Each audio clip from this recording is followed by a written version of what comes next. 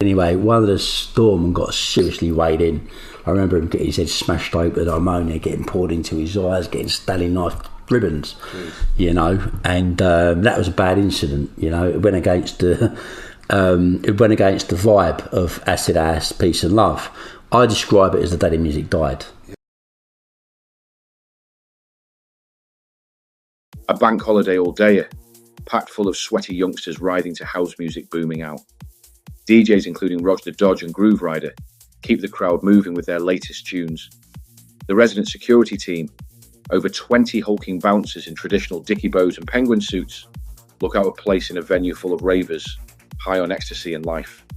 Behind the scenes though, the whole event had been simmering with tension between the organisers and the resident door team, who were heavy-handed and out of step with the new rave energy filtering into legal venues. In the mid-80s, a new form of dance music arrived, quietly initially out in fields and in warehouses. It was a sea change from what had gone before.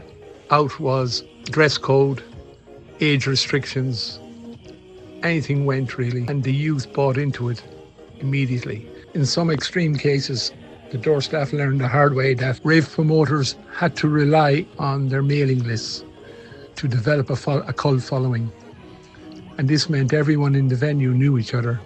Some of them came from following football teams, so there could be 50, 60 guys all friendly to each other.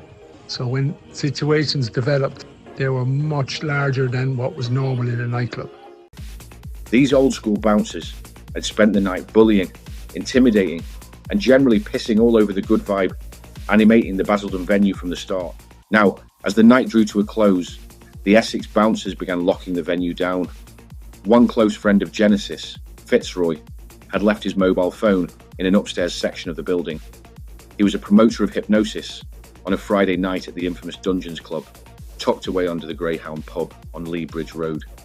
He was also close with the football lads who supported the Genesis and Pasha organisers of the event. Parties, you would have all the top Millwall boys, all the top West Ham boys, all the top Arsenal boys, and everyone will be sitting, drinking in groups, talking together. But on a Saturday day, and I've seen these turnouts, they'd go and they'd say West Ham were playing Millwall. They'd go over south, do a recce of where they're going to go in and out, the pubs they're going to smash, everything like that, and they would go over there and they step down in Bandit Country and they would have it would be off.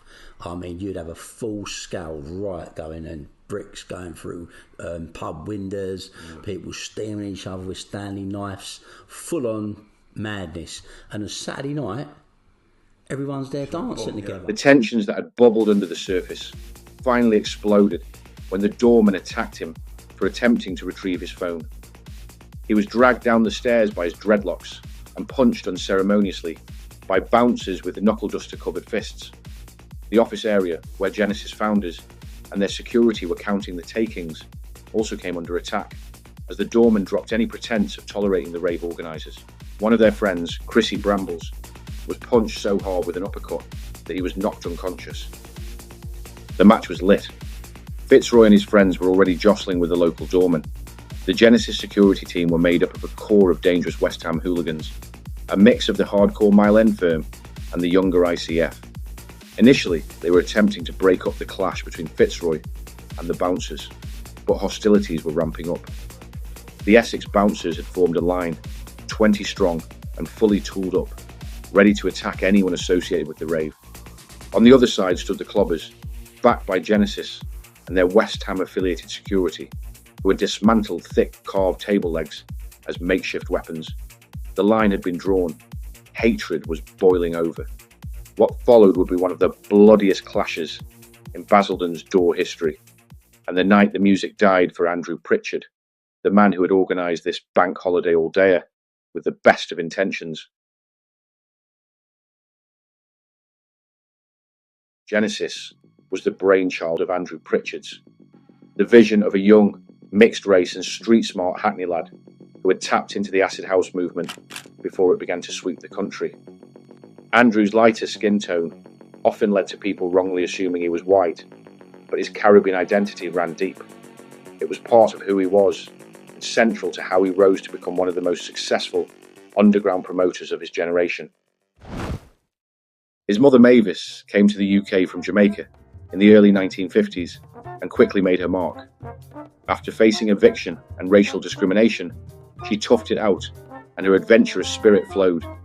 She set up Mavis's Partner, a community lending circle that helped fellow West Indians buy property when banks shut them out.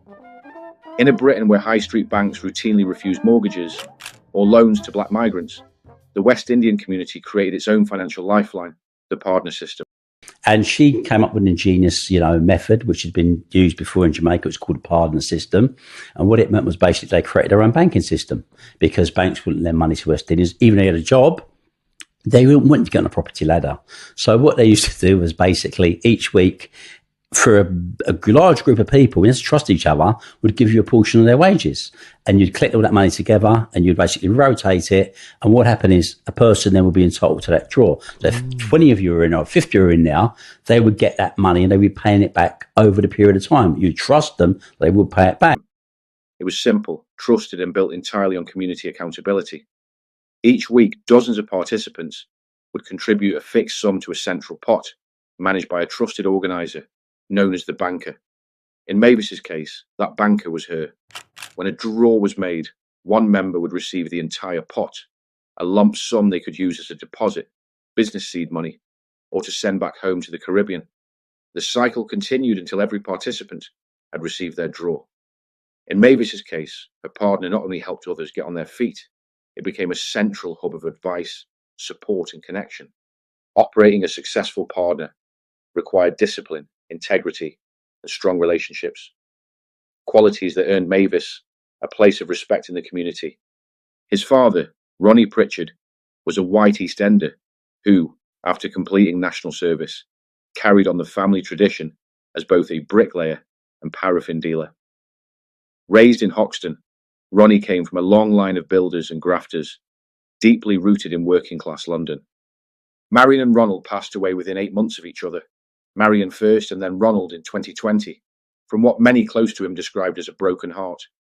They left behind a lasting legacy, having instilled in Andrew a mix of Caribbean adventurism and East End hustle from an early age.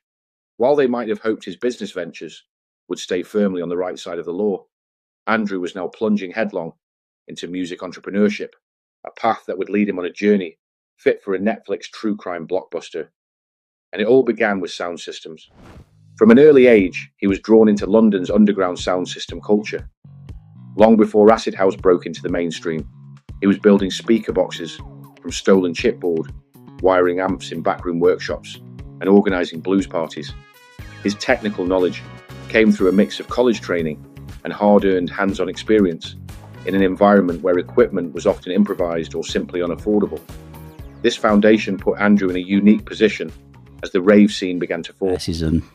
Set up speakers and set up an illegal makeshift bar. It was in my blood to do that. And the next step was warehouses. And December 1988, that was when Genesis was born. When we set up Genesis, it had originally been done because we were actually genuinely interested in the scene. So we were, attached to that scene. It was a great buzz. The atmosphere was brilliant. Where we found was a place called Leaside Road, which was quite an journey. It's in Hackney, old Springboks factory. Interestingly enough, the second day we were in the warehouse, a guy walks through the door. It was called Tony Costenhater. Anyway, Tony basically is very well-spoken English kid, public school background. Come with their sons and daughters to our parties, and we've got letters from mothers saying, I was frightened by the things I saw in the press, but I came to your party at Longwick, and the atmosphere was lovely, and now I'm happy for my I say children, they're between 20 and 30 to come to your great sort of warehouse you got here and want to do events with you. He said, yeah, but I've got Sunrise, and Sunrise is we can get and he was getting 700-800 people at the time, not big events, but they were growing, and he had a good crowd. It was okay, well, we can do this. Let's put that. It got more. We topped out at about 8,000 people first week of January. And of course, that was insane, because we were in a stage we were closing down the West End, because people were no longer interested in going to clubs in the West End, buying overpriced drinks and getting kicked out at, 1, 2 in the morning. They were now deterring and coming straight to us. I remember that night we had Milli Vanilli, who were the biggest act at that time, Pet Shop Boys, Boy George, never forget, we had to literally pick him up, scrape him up from the floor. He was Despite the success, wherever vast amount of money is being generated, in Genesis' case, up to £100,000 a week, you inevitably draw interest from the heavy criminal fraternity who want their piece of the pie. The fact the original parties Andrew hosted were illegal made them fair game to hardened armed robbers who saw the cash-rich entrepreneurs as sitting ducks, and rumours spread that they would be making an appearance. Fiercely protective of their growing empire, he dialed into their contacts. Where was we? We was at a club called The Stairs in Whitechapel, and a fella come down we know, and I think it's his son and stepson was a promoter. Like they was doing, it just started off in 1988, and they'd done a couple of parties, and I think some people were trying to lean on them a little bit because there was so much money, and I didn't realise how big it was going to be. And they went, "Can you get a little firm together and security?" So. And I thought, well, we've got the woman mates of West Ham, a few doormen, and we've all known each other from the old days, grown up, and you know that if you had a round, you'd all be together. Yeah. And well, all of a sudden, we went from £50 a night to £300, £400, £500 a night. And I just felt like, and we could go work, bomber jackets, jeans, all casual and all that. And I thought, yeah. And I remember there was like 13 of us, and there was, I think one night we looked there was like 8,000 people. And I went, if this thing kicks off, we're banging trouble here. I went, how the fuck are we going to deal with that? So I was standing on this old warehouse, on this extension, I'm looking down, and I was with the hands and lasers and people. They would evolve into a crew that people called the G-Force, and were made up of a new breed of London faces that were fearless and utterly ruthless. They were also associated or members of West Ham's hooligan firms. This security team would be heavy enough to dissuade the veteran armed robbers and rival criminals, and due to the extra risk, they negotiate a third of the profits as danger money. As the two lines of snarling, stone-faced men squared off, trading threats and circling like rival packs of hyenas, the music suddenly cut. A silence swept through the venue. Then, an anonymous voice rang out over the mic, echoing across the smoke-filled air. The DJ screamed into the mic, "We're the fucking ICF, do these cunts." The words hit the crowd like an electric charge, aggressively poetic, unmistakably tribal, and instantly effective. Within seconds, the hardcore ICF lads surged forward, like a swarm of hornets, descending on the Essex doorman with brutal efficiency. The clubbers, fired up by adrenaline and chaos, followed their lead, bottles smashed. Ammonia was squirted directly into the bouncers' eyes. Chair legs became weapons. Faces were slashed with Stanley knives. Ribs broken. The doormen, many of them built like brick walls, were quickly overwhelmed. Panic spread. Some dropped their radios and bolted, sprinting through the exits like greyhounds after a starter's gun. Others stayed and fought. A few even held their ground. But the numbers were against them, and those who remained were beaten down, stomped, and left sprawled across the venue floor. That was up at a venue we had, Basildon Festival Hall, yes. And we have our own people that do our security, and we have our own firm. And what had happened was there was a team of security. The venue come with their own security. So the venue security basically were white boys, thought they were very special and could have all that. And everyone was sort of peace and love, rave and all that, but there were some serious people there. They weren't, even though they walking around with jeans and t-shirt and all this, they these guys would have it, properly have it. And the security stepped out of line. I think one of them tried to chin. Funny because one of them chinned Chrissy Bramble and knocked Chrissy out cold on the floor, and that was the start of it. And then one made a swing for Wayne, and someone else, we both know, they grabbed hold of him. He used to have locks at the time, and they pulled him down the stairs. And in fact, he went on, so it was Fitzroy, and they grabbed Fitzroy, they dragged Fitzroy down the stairs, and then all of a sudden, it just turned really, really bad for the security. Anyway, all I could see was people going in, ripping chair legs off. But I mean, they were going for it anyway. They made chase for the security. I remember one security running for his life. I could see it was a mob running behind him, going with the fucking ICF. And they were just trampling him down. And the geezer was running for dear life. And anyway, one of the storemen got seriously weighed in. I remember him getting his head smashed open, ammonia getting poured into his eyes, getting Stalin knife ribbons, you know. And that was a bad incident, you know. It went against the vibe of acid house, peace and love. I describe it as the day the music died. You know. In the weeks that followed, the police went hunting. They were determined to collar someone for the chaos in Basildon. With one doorman left in intensive care, an attempted murder charge was on the table. But as the months passed, the investigation fizzled out. Weeks later, Fitzroy was at York Hall in Bethnal Green, attending a boxing event to support a friend. It should have been a normal night. Instead, it turned into something far more dangerous. To his misfortune, some of the same Essex doormen from the Basildon All-Dayer were at the venue. They recognised Fitzroy immediately. He could see that the firm of doormen from the Basildon event were attempting to cut off any way he could exit. I spoke to Fitzroy about the event, and he told me the following was like something out of a film. He had put a call into one of the senior figures within the ICF security firm that looked after Genesis, a man with a fearsome reputation, in the hope he could bring back up. As the doormen began to close in on Fitzroy, it was clear they were intent on seriously hurting him.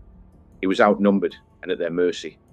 The venue had closed, and as the last of the punters filed out, they were ready to pounce.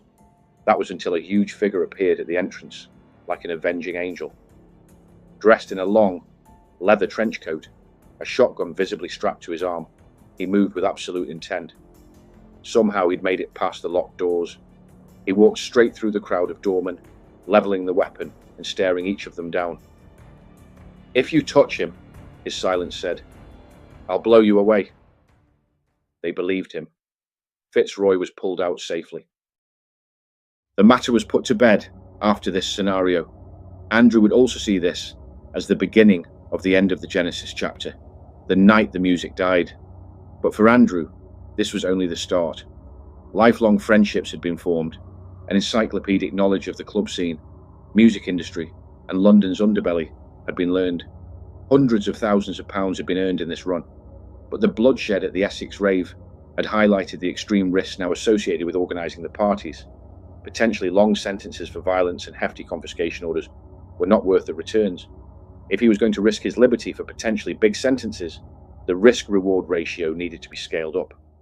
The natural progression, as Andrew saw it, would be into the world of drug trafficking and a rise to become one of Britain's most influential drug barons, the British Kaiser Soze.